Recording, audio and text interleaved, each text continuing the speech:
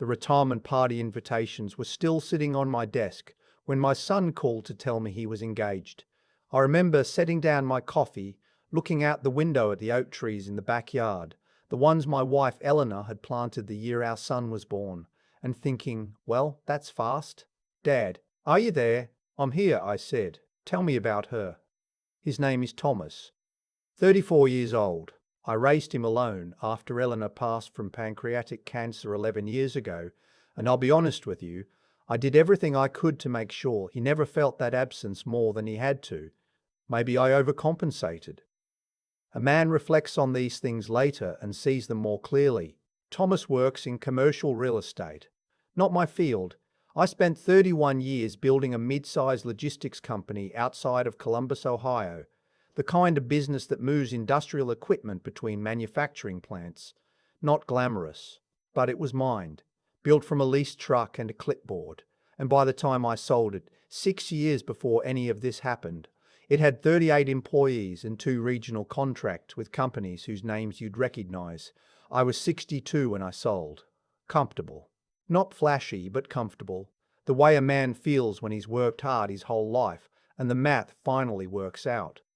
So when Thomas called to tell me about the engagement, I was happy for him. I genuinely was. "Her name's Renata," he said. "I know it's fast, Dad. 4 months. But I don't know how to explain it. She just fits."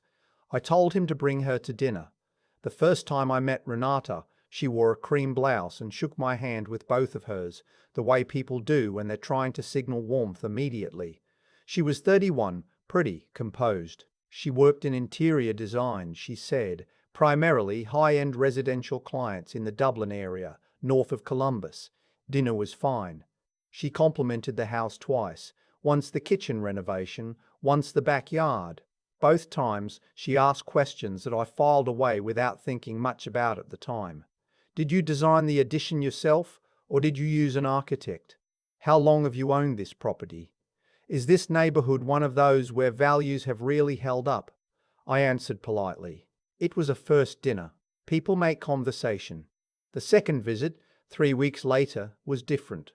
She arrived with Thomas and a bottle of wine she'd clearly researched, a specific Oregon Pinot I'd mentioned once, months before she met me, in a text exchange with my son, which meant he'd told her, which meant she'd remembered, small thing, but I noticed it. Over dinner, she asked about my retirement plans, asked whether I'd considered relocating somewhere warmer, asked at one point whether I found the house too much to maintain alone. I was 63. I walked 5 miles every morning. The house was not too much. I looked at my son across the table. He was watching her with an expression I recognized from his childhood, the face he made when he believed something completely. After they left, I stood in the kitchen for a long time washing dishes by hand, the way I always do when I'm thinking. I called my old friend Russell the next morning. We'd known each other since we were both driving delivery routes in our 20s, before either of us had 2 cents to rub together. Russell now runs a private investigations firm in Cincinnati. Not a dramatic business, mostly corporate due diligence, insurance cases. He's methodical and quiet and doesn't embellish. "I need a background check," I said. "Full picture. On who?" "My son's fiancée." He paused. "How serious is this?" "Engaged 4 months in." "Send me what you have." I sent him her full name, her date of birth from a document I'd noticed on Thomas's counter during a visit, and the name of the design firm she worked for. I didn't tell Thomas. I told myself that if the report came back clean, I'd feel foolish and relieved, and that would be the end of it. 2 weeks later, Russell emailed me a PDF. I printed it out and read it at my desk 3 times. Renata had been engaged before. Twice. The first engagement ended 18 months after it began, following a civil lawsuit filed by the man's family regarding a disputed personal loan of $40,000. The case was settled out of court. The second engagement lasted 11 months. That man, a widower in his late 50s, a contractor in Akron, had filed a restraining order 6 weeks after the relationship ended. The order was active for 14 months. She had no active business license in Ohio. The interior design firm she'd named had no record of her as an employee. current or former. The firm's principal, when Russell called posing as a potential client referral, had never heard the name. I sat with that for a long time. I didn't call Thomas that night. I knew what would happen if I did. He'd tell her. She'd have an explanation. He'd choose the explanation. I'd watched enough of these situations from the outside. Friends' children, neighbors, the occasional employee, to know that confronting someone in love with evidence is not the same as changing their mind. I needed more, and I needed to be patient. Over the following 6 weeks, I watched carefully. I was invited to 3 dinners at Thomas's condo. Each time Renata asked questions that orbited the same subject, my financial situation, not directly. She was too careful for that. But the pattern was clear once you were looking for it. She asked whether I'd considered a trust. She asked about my property taxes and sympathized with how high they'd gotten. She asked, with apparent casualness, whether Thomas was in line for the house eventually, or whether I planned to sell at some point. At the 3rd dinner, she turned to Thomas and said softly, the way you might mention something you discussed privately many times before, "Your dad should really think about downsizing and freeing up some of that equity while prices are still strong." Thomas said nothing. He looked at his plate. That night, as I was leaving, she walked me to my car. "Just the 2 of us for a moment. I want you to know," she said, "how much I love your son. I would do anything for him." "I'm glad to hear that," I said. "He worries about you being alone in that big house. That's kind of him. We've actually talked about, if you're ever open to it, contributing toward a down payment for us. We'd like to buy something with more space, a real family home." She smiled. "Something we could raise children in." I kept my face neutral. "That's a big step." "Thomas didn't want me to bring it up," she said, "but I think families should be honest with each other." I said I'd think about it. On the drive home, I thought about Eleanor. I thought about the 31 years I'd spent building something real. I thought about my son's face at that dinner table, watching this woman the way he used to watch me when he was small and needed to know things were going to be okay. Then I called Russell again. What I asked him to do next was expensive. I won't pretend otherwise. 3 weeks of deeper investigation, including conversations with individuals from her past, retrieval of publicly available court records from 2 counties, and a consultation with my attorney, a woman named Phyllis who has handled my legal affairs for 19 years and does not panic. Phyllis read the report and set it down on her desk. "She's a predator," she said. "Financial, systematic, and patient. What are my options? Depends on what you want. If you want to protect yourself, straightforward. If you want to protect your son and have him believe you, that's harder." "I want both." She nodded. "Then we prepare, and we wait for her to move." The move came faster than I expected. Thomas called me on a Tuesday evening in March, 8 months after the engagement. His voice was different, tighter, like he was holding something in. "Dad, Renata and I have been talking. We found a house in Westerville, 4 bedrooms, good school district, backs up to a park. That sounds nice. We're going to need help with the down payment. More than we initially thought. The market's competitive right now. How much are we talking?" A pause. "150. $150,000. I'll let the silence sit." "Dad?" "I hear you, son. We're hoping to start a family soon. We want stability." I asked him to come to the house on Saturday. I said we'd talk it through properly, the 3 of us like adults.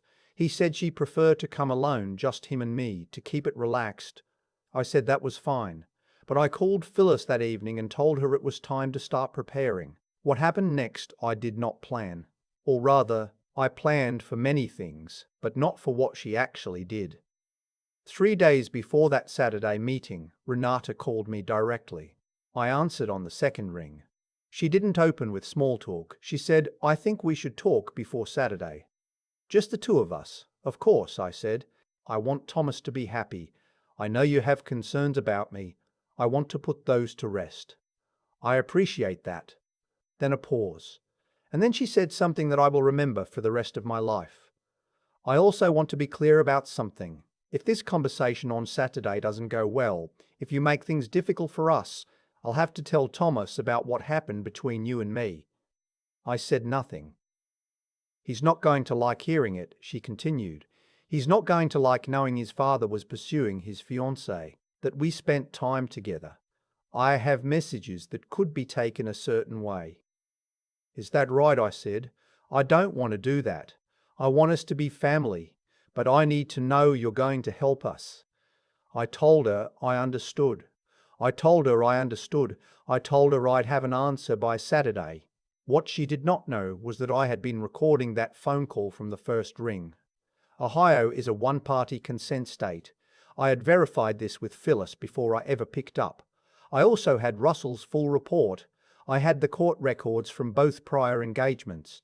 I had a signed statement from the man in Akron, a 61-year-old retired contractor named, well, I'll just call him the man from Akron, who had agreed to provide testimony if needed, because he had a daughter Thomas's age, and he knew exactly what this was. I had. As Phyllis said when I brought everything to her office that Thursday, enough. Saturday came. Thomas arrived first. He sat across from me at the kitchen table with a coffee mug between his hands and didn't meet my eyes. He was nervous. I could see he'd been coached on what to say. Then Renata arrived. She was poised. She was warm. She sat beside Thomas and put her hand on his arm and smiled at me across the table. "So," she said, "let's figure this out." I said, "Yes, let's." "Figure this out," I told. "Yes, let's." I placed Phyllis's folder on the table. I told Thomas I loved him. I told him that everything I was about to show him was going to be hard to see, and that nothing I said was meant to punish him. Then I slid the report across the table. He didn't pick it up immediately. He looked at Renata. She laughed a short disbelieving sound. "What is this?" "Background investigation," I said. "Started 6 weeks after I met you." "Dad, Thomas, please read it." He picked up the report. He started reading. Renata stood up. "This is unbelievable. You hired someone to spy on me. I hired someone to verify who you are." "There's a difference. These are lies. Whatever this says, there are court records," I said. "From Summit County and Cuyahoga County, they're public documents. You can verify every page." She turned to Thomas. Her tone shifted, softer, urgent. "Baby, this is what I told you your father would do. He doesn't want us to be happy. He's been against us since the beginning." Thomas hadn't looked up from the report. I reached into my jacket pocket and set my phone on the table. I pressed play. Her voice came out of the speaker, clear and measured. "If this conversation on Saturday doesn't go well, if you make things difficult for us, I'll have to tell Thomas about what happened between you and me." The kitchen was very quiet. Thomas looked up. I watched his face go through something I don't have the right words for. He was a grown man, 34 years old, and in those few seconds he looked like a boy who has just been told a fundamental thing about the world that cannot be untold. He looked at her. She said nothing for a moment. Then, "That's out of context." "Play it again," Thomas said to me. I played it again. He stood up from the table. What happened in the hour that followed, the things he said to her, the things she said back, the moment he asked her to leave, I'll keep that between my son and me. Some things belong to family and nowhere else. She left. She took her bag and her keys, and she walked out the front door, and I watched from the window as she sat in her car in the driveway for 11 minutes before she drove away. Thomas and I sat at the kitchen table until it was dark outside. At some point he said, "How long did you know?" "I suspected from the second visit," I said. "I had confirmation about 6 weeks before she called me. You waited. I needed you to see it, not just hear it from me." He was quiet for a long time. "I feel like an idiot," he finally said. "You love someone. That's not the same thing as being an idiot." He laughed slightly. It wasn't a happy laugh. "She was good," he said. "She was very good," I agreed. "She's had practice." I told him then about the previous engagements, about the man in Akron, about the $40,000. I told him all of it because I believed he deserved to know the full shape of what had been done to him, not just the piece he'd witnessed. He listened without interrupting. When I finished, he said, "Did she ever actually have a job?" "No record of one." He nodded slowly. "She always said clients were particular about privacy, that she couldn't share references." "That's a clean answer," I said. "Yeah," he exhaled. "Yeah, it is." He stayed for dinner.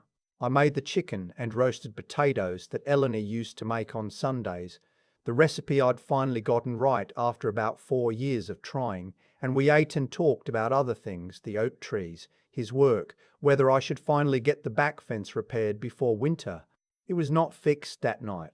I want to be clear about that. You don't undo 8 months of emotional investment over one dinner. He drove home quieter than he'd arrived, and for the next 3 weeks he called less often than usual, and I gave him that space without comment. Phyllis, for her part, ensured that the recorded phone call was shared with the appropriate people. Whether Renata faces legal consequences for the extortion attempt is still, as of when I'm telling you this, working its way through the proper channels. I was told the man in Akron's statement was useful. I hope so. What I'll tell you is this. 2 months later, Thomas showed up at my door on a Sunday morning with coffee and 2 bags from the diner on Henderson Road, the one we used to go to when he was in high school. The one he always orders the same thing at, biscuits and gravy, never changes. He sat down across from me and said, "I owe you an apology." I told him he didn't. He said, "Let me say it anyway." So I let him. He told me he'd been so afraid of being alone, really alone, the way I'd been alone after his mother died, that he'd stopped asking questions he should have asked, that he'd mistaken her certainty for strength, that he'd known somewhere that things didn't quite add up, but he pushed that knowledge down because the alternative was too uncomfortable to sit with. "I'm not easy to love," he said. "I know that. Mom dying when I was 23. I don't think I ever really finished processing that, and she found that, and she used it." I didn't say anything for a moment. Then I said, "You are not hard to love. You are my son, and you are the best thing I ever had a hand in." He looked out the window at the oak trees. "She planted those the week you were born," I said. "Your mother. She said she wanted you to have something that would be taller than both of us by the time you were grown." He was quiet. "They're pretty tall," he finally said. "They are," I agreed. We ate our breakfast. We watched the yard. The morning was cold and clear, the way Ohio mornings are in late October, and the oak leaves were coming down in slow, unhurried drifts, and neither of us said very much, and it was enough said very much, and it was enough. I'll tell you one more thing, and then I'm done. About 3 months after all of this ended, I received a card in the mail. No return address, Columbus postmark. Inside was a single note card with a message handwritten in careful, even script. "You were right about her. I almost lost my business too. I'm glad someone stopped her. A friend you'll never meet." I don't know who sent it. I kept the card. It's in the top drawer of my desk, next to a photograph of Eleanor in the backyard, standing in front of 2 oak saplings that barely came up to her knee. Some things you hold on to, some things you let go. And sometimes, if you're patient and careful and love the people in your life enough to do the hard thing instead of the easy one, sometimes it works out. That's all I've got. I've thought a lot about what made Renato so effective, not with anger anymore, that passed a long time ago, but with something closer to clarity. She was skilled. That's the honest word for it. She read people the way a contractor reads a blueprint, looking for load-bearing walls, finding the places where pressure could be applied. With Thomas, it was grief. With me, she assumed it would be loneliness. She wasn't entirely wrong about the loneliness. But she mistook patience for weakness, and that mistake cost her everything. What I keep coming back to is this. She didn't fail because I was smarter than her. She failed because she cut corners on the one thing that cannot be faked over time: consistency. The interior design firm that didn't exist, the references she wouldn't provide, the questions at dinner that circled the same subject too many times, each one small, each one explainable in isolation. But a man who spent 30 years running a business learns to read patterns, not incidents. You don't survive in logistics by reacting to individual problems. You survive by noticing when problems form a shape. I think about what Thomas said at that Sunday breakfast, that he'd mistaken her certainty for strength. That's a thing worth sitting with. Certainty is easy to perform. You can manufacture it overnight with the right posture and the right answers. Strength is different. Strength is what you find out about a person when things don't go their way, when the plan falls apart, when someone doesn't do what they were supposed to do. Renata, when I placed that folder on the table and pressed play, had nothing left. The certainty evaporated immediately. That's how you know it was never real. I wasn't a perfect father. I want to be straight about that. I gave Thomas a comfortable life, and I told myself it was love, and mostly it was. But comfort without resistance builds a person who doesn't know how to read the world's edges. He told me himself. He pushed down what he knew because the alternative was too hard to face. That's not a character flaw. That's what happens when no one ever made you sit with discomfort long enough to learn from it. I could have done that differently. I should have. But here's what I also believe. The moment Thomas picked up that report and read it, the moment he asked me to play the recording a second time, that was his own strength, not mine. I could prepare the evidence. I could not make him see it. He did that himself, and it cost him something real, and he did it anyway. That takes more courage than most people give him credit for. What Renata set in motion, she could not control once it started moving. She built her approach on the assumption that love makes people blind indefinitely. But love, real love, the kind between a father and a son who've been each other's only family for over a decade, doesn't stay blind. It gets patient, it waits, and when the moment comes, it doesn't flinch. The card I received, the one from the person I'll never meet, I think about that too. Someone else she'd done this to. Someone who didn't have a Russell, didn't have a Phyllis, didn't have 30 years of reading patterns behind him. And I feel something about that which I don't have a clean word for, not quite guilt, not quite responsibility. Something in between. If there's anything worth taking from all of this, it's something I already knew but needed to be reminded of at 63. The most important thing you can do for the people you love is not to protect them from hard things. It's to make sure that when the hard things come, they have enough of themselves left to get through it. Thomas has that now. It cost him 8 months, and a broken engagement, and a Sunday morning crying at a kitchen table. But he has it. That's worth more than any house I could have bought.